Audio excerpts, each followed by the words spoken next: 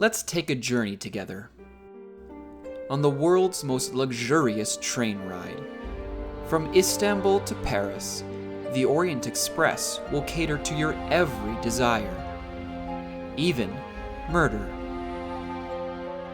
It's the 1930s, and aboard the elegant train, a mysterious man fears for his life, a fear that he would soon realize.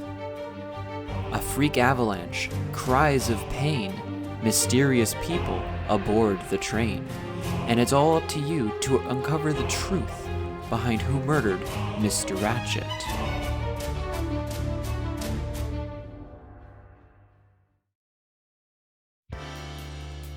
Agatha Christie has captivated millions with her masterful mystery tale, Murder on the Orient Express.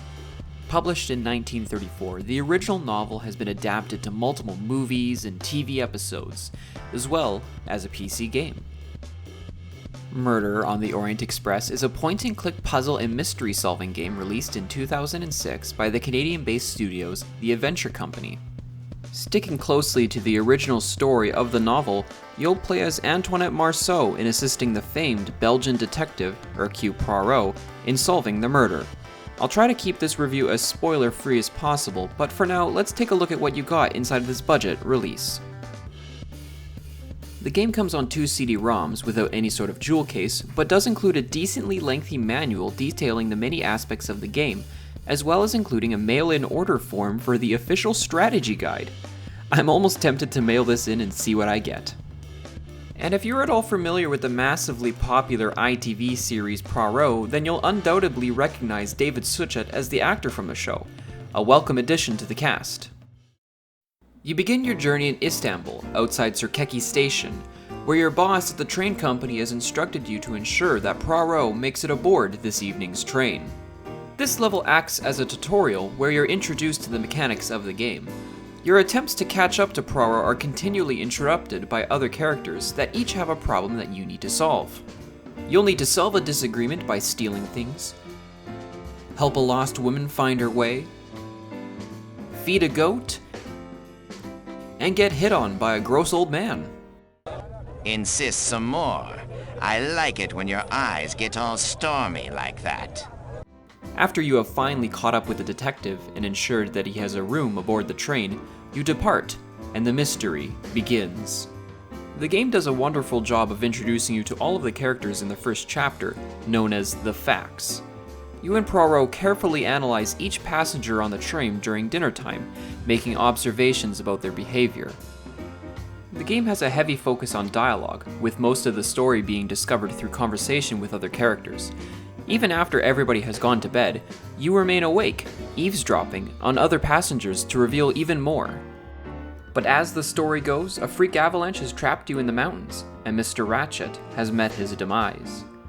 Injured from the sudden stop of the train, Poirot has tasked you with solving the mystery.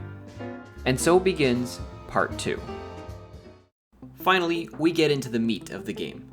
After about an hour of tutorials and dialogue, we have an ultimate objective and clear instructions on how to achieve it. You'll start by collecting passports and confirming alibis. The conversation system in place here is not too in-depth. Just click on each option until you've said all there is to say. There's no consequences to saying the wrong thing, so you can't end up being stuck because you insulted somebody. I do not like your face, Monsieur Ratchet.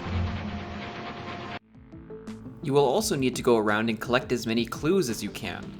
The world is a pre-rendered 3D scene with characters rendered in real time on top.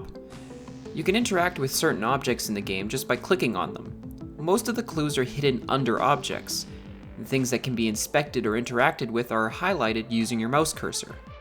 Certain tasks, such as collecting fingerprints, can only be performed with crafted items.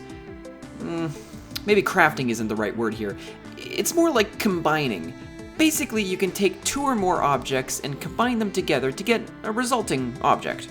Lastly, you'll sometimes have to put all of these together to assemble a scene where you use the objects that you found on the train with the objects that you've combined to uncover a clue or otherwise advance the story.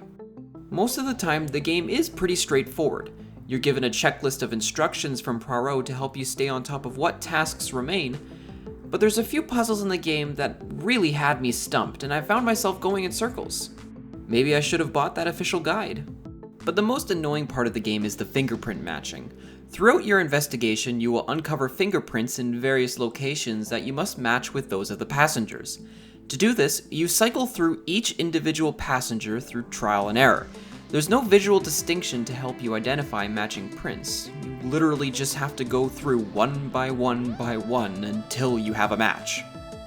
Despite the difficulty spikes and annoying mechanics, Murder on the Orient Express was a really enjoyable game, if for no other reason than the voice acting. While the actual quality of the sound isn't the highest, having David Suchet as the voice of Hercule Poirot really helps immerse you in Agatha's world, as in my opinion, there is simply nobody else that can properly do that character justice. Objectively, this game isn't all that special. It wasn't groundbreaking at its time, and it didn't really reinvent the genre or bring anything new to the table. But as a big fan of the world of Hercule Poirot, that really didn't matter to me. I had a great time anyways, pretending I was right there alongside of him, solving mysteries and uncovering the truth.